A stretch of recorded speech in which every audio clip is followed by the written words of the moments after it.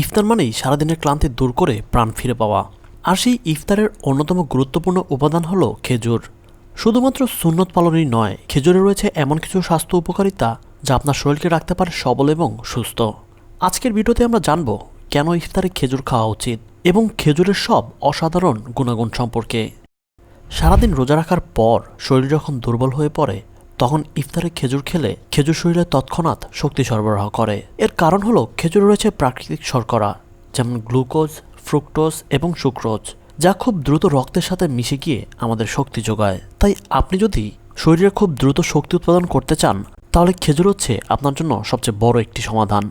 খেজুরে উচ্চমাত্রার ফাইবার রয়েছে যা হজম প্রক্রিয়াকে সহজ করে এবং কোষ্ঠকাঠিন্য প্রতিরোধে সহায়ক হচ্ছে এই খেজুর। কারণ ফাইবার হজমে সহায়তা করার পাশাপাশি দীর্ঘ সময় পেট ভর্তি রাখে, ফলে অতিরিক্ত খাওয়ার প্রবণতাও কমিয়ে দেয়।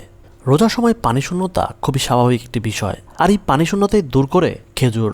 কারণ খেজুরে থাকা পটাশিয়াম, ম্যাগনেসিয়াম শরীরে ইলেকট্রোলাইট ব্যালেন্স ঠিক রাখে এবং তা পানিশূন্যতা দূর করতেও সাহায্য করে। এছাড়াও খেজুরে থাকা বিভিন্ন ধরনের খনিজ পদার্থ শরীরকে হাইড্রেটেড রাখে এবং সাথে সাথে ক্লান্তিও দূর করে। খেজুর হলো প্রাকৃতিক পুষ্টির ভাণ্ডার।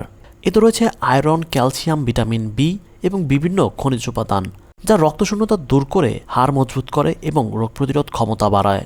বিশেষ করে আয়রন রক্তে হিমোগ্লোবিনের পরিমাণ বাড়ায়, যা অক্সিজেন সরবরাহের জন্য খুবই গুরুত্বপূর্ণ।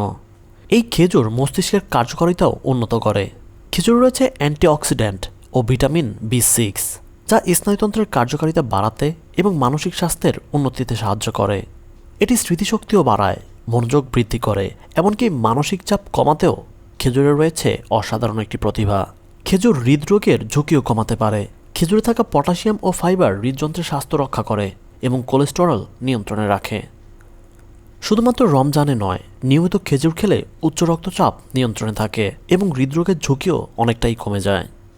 খেজুর খাওয়া শুধু স্বাস্থ্যকরই নয়, বরং এটি একটি সুন্নত। রাসূল সাল্লাল্লাহু আলাইহি সাল্লাম ইফতারে প্রথম খেজুর খেয়ে রোজা ভাঙতেন। তাই সুন্নতের অনুসরণের পাশাপাশি যেমন আল্লাহর সন্তুষ্টি হচ্ছে, ঠিক তেমনইভাবে স্বাস্থ্যকর উপকারিতাও থাকছে এই খেজুরের মাধ্যমেই। দেখলেন তো, খেজুর শুধুমাত্র সুন্নতি নয়, এটি স্বাস্থ্যকর ও পুষ্টিকরও বটে। তাই প্রতিদিন ইফতারে 2 থেকে 3টি খেজুর খেতে অবশ্যই ভুলবেন না।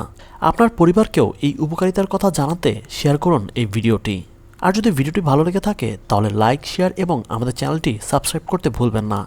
দেখা হবে পরের ভিডিওতে। ততক্ষণ পর্যন্ত সুস্থ থাকুন, নিরাপদে থাকুন।